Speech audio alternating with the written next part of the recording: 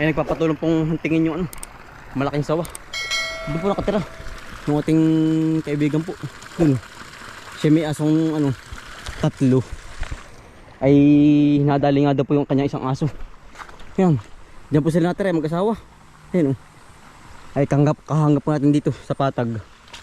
Ano po yung bakas, pagkakalaki-laki po. Talaga pong aba. Ay lumod ang baraso ko. Pagkakalaki-laki. Ay magpapatulong sa ating huntingin po. Yung sawa nga po. Dini sa gubat na rin. Diyan daw po umahon ay kanina labo pa. Yung pinagkahunan po. Pagkakalaki-laki aba. Talaga hindi po kayo maniniwala, sobrang laki ng sawa. Ay hindi nga nadali yung kanyang aso ay. Ayan po yung bakas oh. Dito daw po umahon, ayan oh. Yung pinagkahunan, ari po yung bakas oh.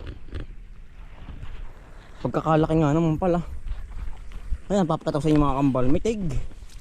Ayan oh. Yan po yung ginahuitan. Pagkakalaki nga naman. Ayan oh, kita niyo po ba? Ayan. Ayan, palay po yung buhal ah. Oh. Buhal, yan oh. Ari po yung dinaanan ay oh. Buhal. Ay kanina po ilabo pa yan nung dating nila. Dito. Ayan ang bakas oh. Ang sawa daw po ay ano, yang malimit po ang ano, ang gapang. Pero ang cobra daw po, medyo pantay ang ano. Ang gapang ay alam ni Kuya at gawa ng siya daw po ay malimit makahuli doon sa kanyang bahay. Katabing-tubigan din po. Ayan oh. Ah, may tig. Talaga pong napakalaki nga na rin. Ayan po, hindi na anon. Gana rin po. 4 ang nilubugan. Ah, pagkalaki oh. Buhol nga ang palay. Ang hanap po ng ganyang mga dagay ano? Ah, daga bagang. Ang hanap po ng ganyang asa ano po? Daga po. Kaya po sila inalusong sa ganyang mga baybay panabi. Sa pilapil, diyan po natin ang mga daga ay. Ah, buhol ang palay po. Sa mitig yan oh. Labo-labo pa nga naman pala oh. Yan ay ngayong madaling araw po na dumaan. At gawa ng kanyang aso nga po dinali. Ay pinatay laang. Ay labo pa nga ay ayan. Kita nyo po ba? Ayan. Pagkalaki-laki.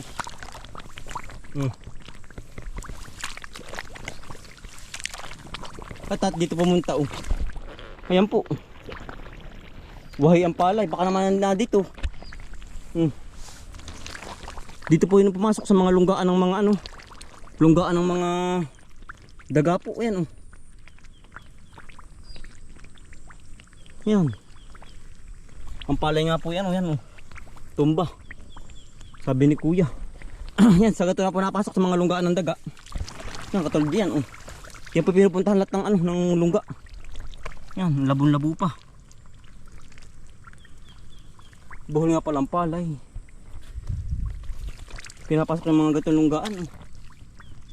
Diyan po natin ang mga daga ay sa baybay panabi. Manalalim po lunggaan yan ay.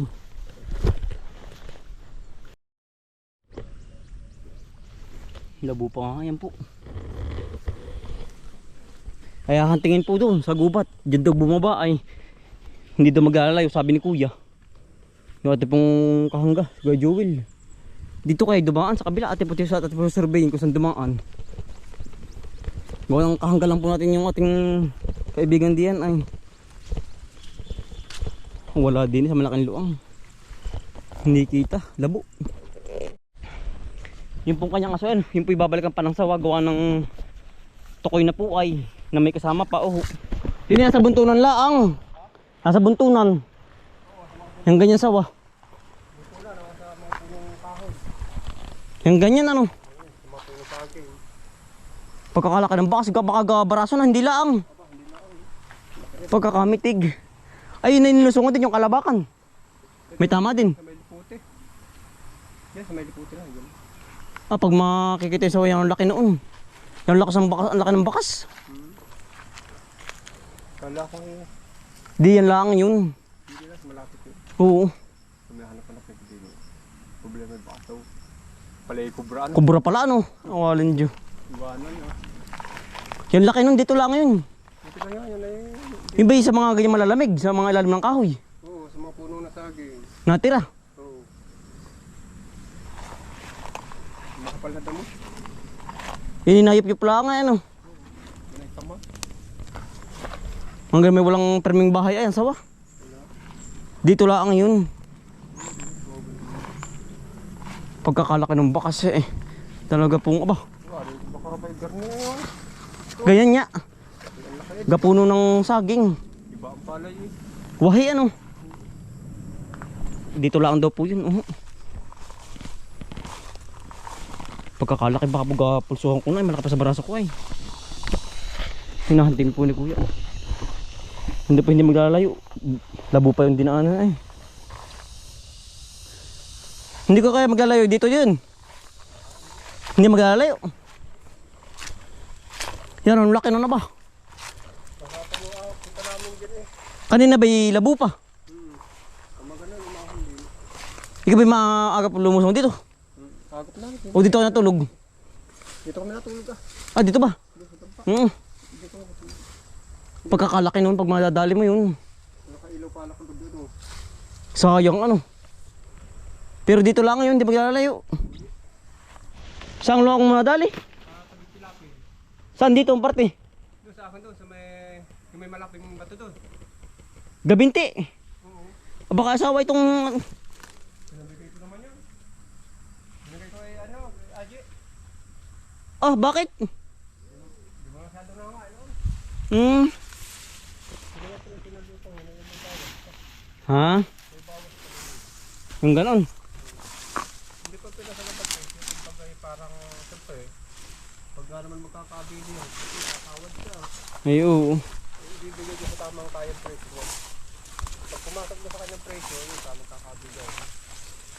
Pagkakamitig-mitig ay. Ay, nahanting po. Wala nga ng aso. Ni kuya. Wala. Pero sabi ni ko hindi daw maglalayo po dito. Sa aming niyugan po. Maladali yung kanyang aso, nadali. Baka naman kubra, hindi kaya kubra yung kuya. Pagkakalaki eh. Talagang ang bakas ay mitig. Ating magtutulungang hanapin yung sawa po ni kuya. Talagang dadali ng aso. Kapag matutuntungan mo yun ay tatakmain ka no. Ang ganyan pala yan, wala palang perming tirahan. Ang ganyan sawa. Kusa lang po abutin. Doon laang.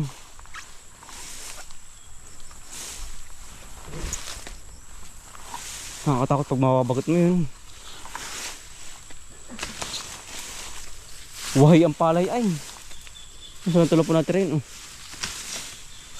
Kita may kubra pala no.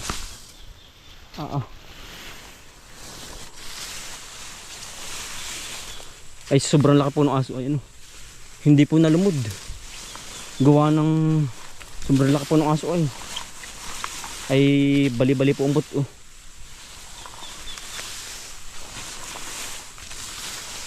Yun lang yun ang kumain na yun.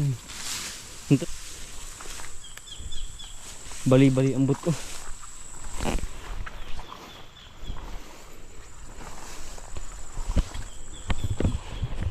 Ano kuya? Wala. Dito lang yun. Hindi maglalalayo. Yun yung mga nasa ilalim ng kahoy. Oo. Sa mga bunto na ng niyog. Pwede rin. Hindi napasok ang doon. Hindi napasok. Kalimitan na yan ng mga kubra lang wari ko ano. Yan laki nung. Nasuot sa mga butas-butas. Yeah. Pagkakamitig-mitig noon eh.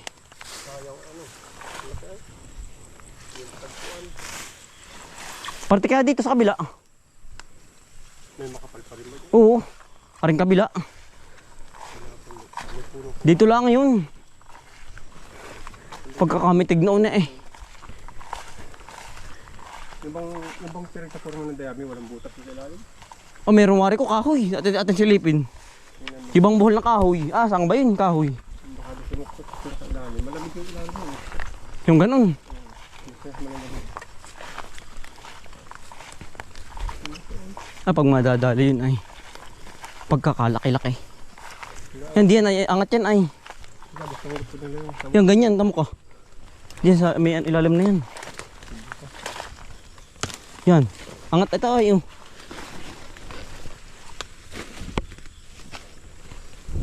Ano, butas ano?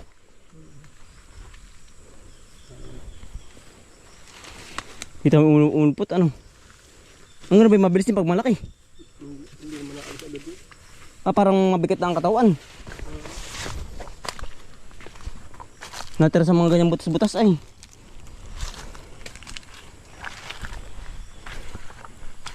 Kalamitin sa mga tabing kahoy. Sa mga ganar eh.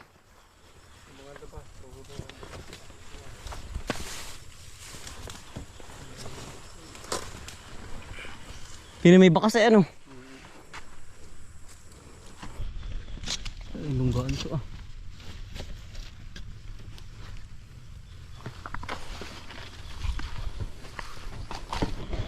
Kailangang mahuli yun.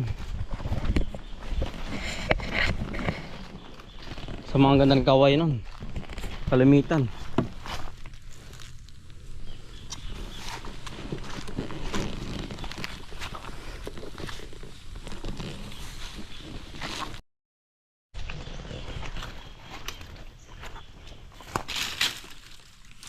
Inatra sa mga ganar lang ay. Sa mga ila-ilalim po. Yung mga kahoy-kahoy.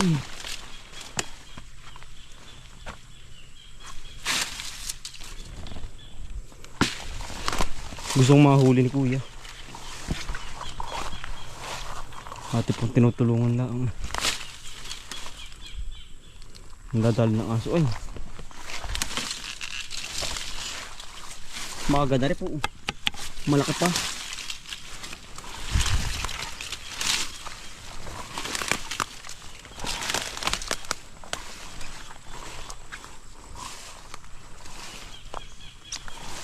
Dito lang yun.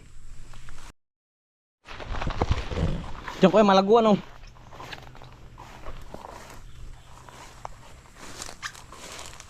Ang galing suot ay. Sa gubat ano.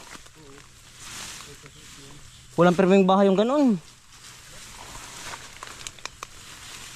Sa mga ganar yun. Suot na suot.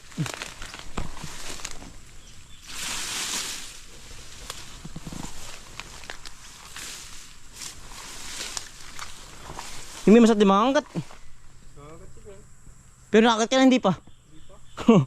Ako pala madadali ko yung pagkakalaki-laki. Mitig.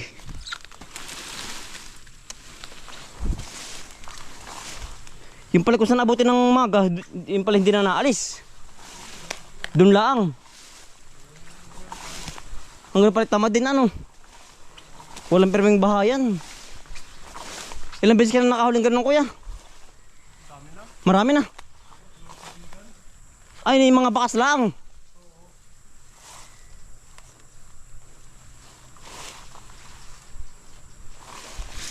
Bakas lang, nahuhuli doon po nila ba? Magaling din.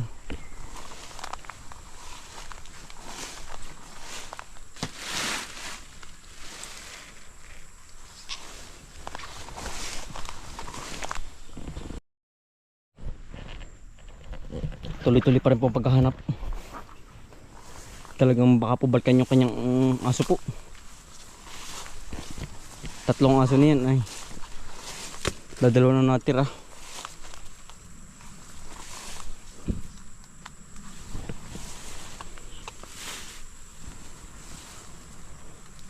Ano, wala diyan.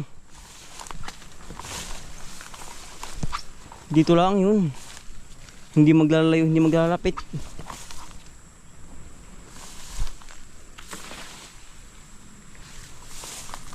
Hunting snake.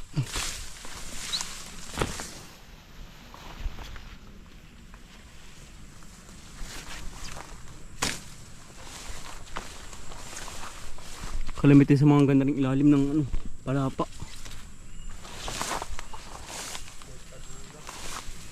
Wala na, ano kaya? Baka naman ay naglakad na ng malayo yun. Oo. Daga ang pagkain nun ay. Kaya sila inauli sa palayan. Pag ito walang makita ay nalipat ano. Nalayo.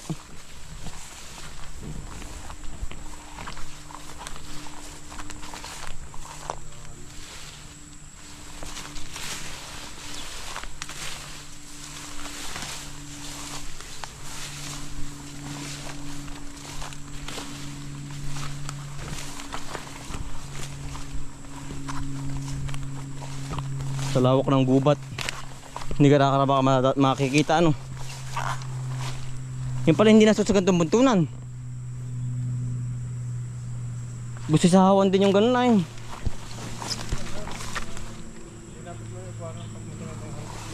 Ay oo, sila inaayos din sa mga hantik ay. Kinakagat.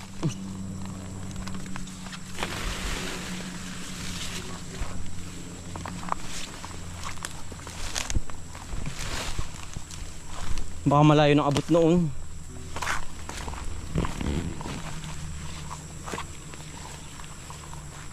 Ang natira sa ganito yung mga king cobra, kalimitan, tsaka yung Philippine. Pero sawa, hindi ano.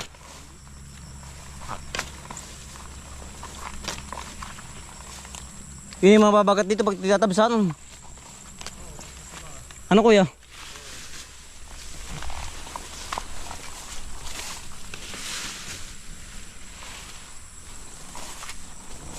Tabasin na uli ang sukal. Ang balak disi po natin ano, hantay tayo po yan mag-aalaga dito ng ano po, pusa po. Ay baka po hindi na muna. Gawa ng nandadali nga po ng ano yun, mga aspo tsaka pusa. Ay baka po ano na, hindi na muna gawa ng ay papatayin lang po yun, kakainin lang ng sawa po. Ay hindi na po nakakita. Yan po sa ganyan lang natin sa mga gubat po. Ay ang ganyan naman po yung uling-uli ang ganyang mga ahas po, gawa lang sila ay naghahanap po ng mga makakain po ba. Ay wala po, hindi na nakita. Pero sabi po ni Kuya sa akin ano, hindi nga daw po maglalalayo dito sa gubat na ito, gawa ng kapag po sila inabot na ng maga yung ganyang ahas ay ano po, hindi na po lumalakad sila. Kung saan po sila abutin, gawa na sila, siya daw po yan, marami nang nahuling ganyan. Ay nagbabakas po sa palayan, tapos hinahanap niya sa gantong medyo magubat po. Ay nahuhuli daw po niya. Pero yung kanya pong asong yun, ay yun po yung ano, babalikan pa po ng ano po, ng sawa yun. Pero mahuhuli na niya yun, gawa ng diyan po siya natulog ay. Malimit ay diyan siya natulog.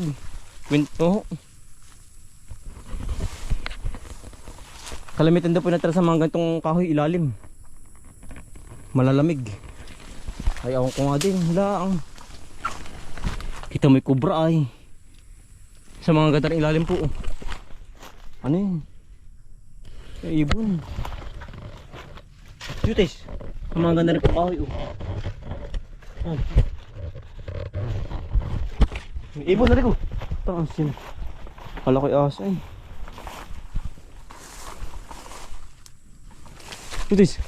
Ano yun? Ibon. Ay, bangka lang. Nakakagitla eh. Pero hindi ang pinuntahan kanina, baka nandito.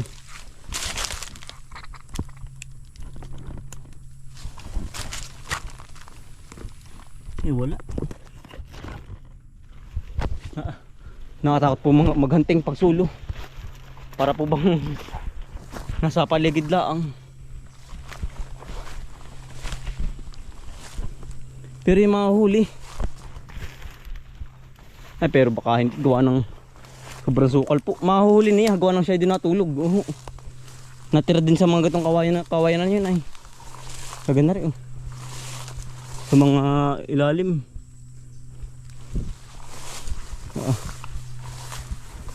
Sila maganting. Tayo pabahay na. Baka mamaya tayo pang madali ay mahirap na. Sa duwag kong aray.